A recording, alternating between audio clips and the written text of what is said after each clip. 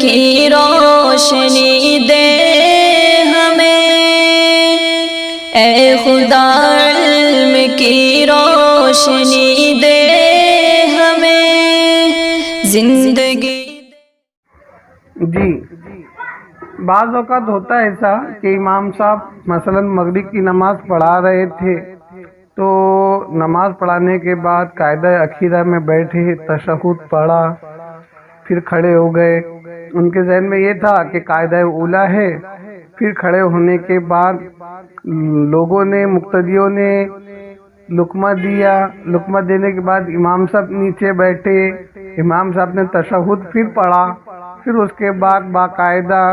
سجدہ سو کیا، پھر تشہد، درود شریف، دعائے معصورہ پڑھ کے سلام پھیر دیا۔ تو سوال یہ ہے کہ 3 مرتبہ ایک ہی قاعدے کے اندر تشہد پڑھنا ہو گیا تو کیا نماز ہو گئی؟ تو جواباً عرض یہ ہے کہ یقیناً نماز ہو گئی۔ جو سجدہ سو کیا گیا، تشہد پڑھا گیا، وہ غلطی کی تلافی کے لیے کیا گیا تھا، تو لہذا نماز مکمل ہو گئی بلا کراہت۔ اگر کوئی آدمی وتر واجب پڑھ رہا تھا تو اس نے باقاعدہ دوسرے قاعدے کے اندر تشہد پڑھا اور تشہد کے بعد اس نے درود شریف پڑھ دیا تو اس کے اوپر بھی سجدہ سو واجب ہے۔ قاعدہ اخیرہ میں اسے سجدہ سو کرنا پڑے گا۔ جی اگر کسی نے قاعدہ اخیرہ میں تشہد 2 مرتبہ پڑھ لیا، ایک بار پڑھا پھر اس کے بعد دوبارہ پڑھ لیا۔ بعض اوقات ایسا ہوتا ہے کہ 2 مرتبہ تشہد پڑھ لیا، پھر اس کے بعد درود شریف پڑھنا تھا، اس نے سورۃ الفاتحہ پڑھ لیا، تو کیا اس کے اوپر سجدہ سو واجب ہے؟ تو جواباً عرض ہے کہ اس کے اوپر سجدہ سو واجب نہیں، اس کے اوپر سجدہ سو واجب نہیں۔ جی ایک غلطی یہ ہوتی ہے کہ مثلاً اگر کوئی فجر کی نماز پڑھانے کے واسطے کھڑا ہو گیا، اس نے سورۃ الفاتحہ پڑھ لیا، اسے کوئی صورت یاد ہی نہیں آ رہی، ذہن سے اس کی سب صورتیں ذہن سے نکل گئی، اس نے رکوع کیا، سجدہ کیا، پھر دوسری رکعت بھی پڑھایا اور دوسری رکعت میں سورۃ الفاتحہ پڑھا، پھر بھی اس کو کچھ ہی ذہن میں نہیں آیا، کچھ ہی سمجھ میں نہیں آ رہا، یعنی ذہن سے بھول گیا، تو اب کیا کرے؟ تو فرمایا کہ اس کے اوپر سجدہ سو واجب ہے، اس نے سجدہ سو کر لینا تو نماز مکمل ہو جائے گی۔ جی ایک غلطی یہ ہوتی ہے کہ اگر امام صاحب پہلی رکعت پڑھائے، دوسری رکعت پڑھا دیے، پھر تیسری رکعت کے اندر سورۃ الفاتحہ پڑھنا پڑتا، سورۃ الفاتحہ کے بعد انہوں نے سورت ملا دیے، تو آیا ان کے اوپر سجدہ سو واجب ہے یا نہیں؟ تو جواباً عرض ہے کہ تیسری یا چوتھی رکعت میں اگر امام صاحب نے سورۃ الفاتحہ کے بعد اگر کوئی سورت ملا دی تو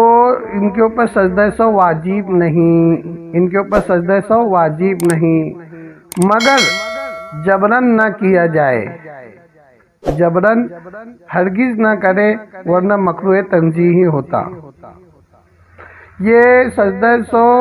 جن جن چیزوں پر واجب ہوتا اور جن جن چیزوں پر واجب نہیں ہوتا، جا خطائیں، غلطیاں ہوتی ہیں، یہ تھوڑی باریک نظریں ہیں جس میں ہمیشہ ہمارے سے خطائیں ہوتی رہتی ہے، لہذا بغور سماعت فرمائیں۔ جی ایک غلطی یہ ہوتی ہے کہ اگر سورۃ الفاتحہ امام صاحب نے پڑھ لی اور کوئی سورت ملانا بھول گئے، رکوع میں چلے گئے، رکوع میں جانے کے بعد یاد آیا کہ مجھے کوئی سورت پڑھنا تھا، تو اب کیا کیا جائے؟ جواباً عرض ہے کہ پہلے تو اگر رکوع میں جب یاد آ گیا تو فوراً قیام کے لیے کھڑے ہو جائے اور سورت ملائے،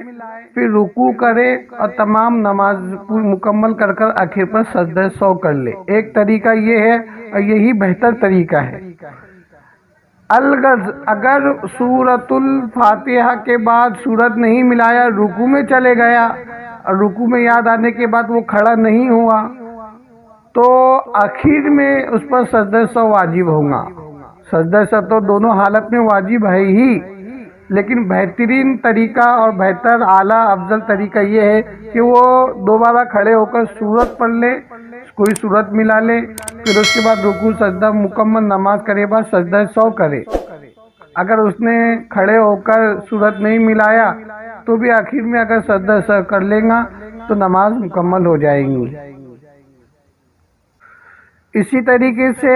اگر کسی نے ظہر کی 4 رکعت سنت موقدہ،